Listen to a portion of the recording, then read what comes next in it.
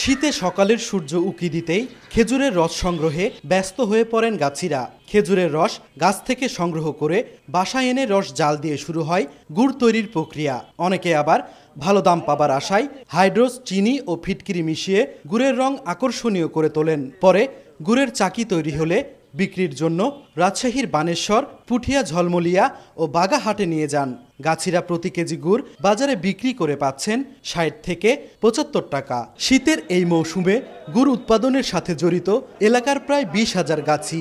এবার গুড়ের আশানুরূপ দাম পাওয়ায় ভালোভাবে ঘুরছে তাদের জীবন সংসারের চাকাও। আড়তদার ও ব্যবসায়ীরা জানান, চাহিদা থাকায় এখানকার গুড় চলে যাচ্ছে ঢাকা, চট্টগ্রাম সহ দেশের বিভিন্ন প্রান্তে।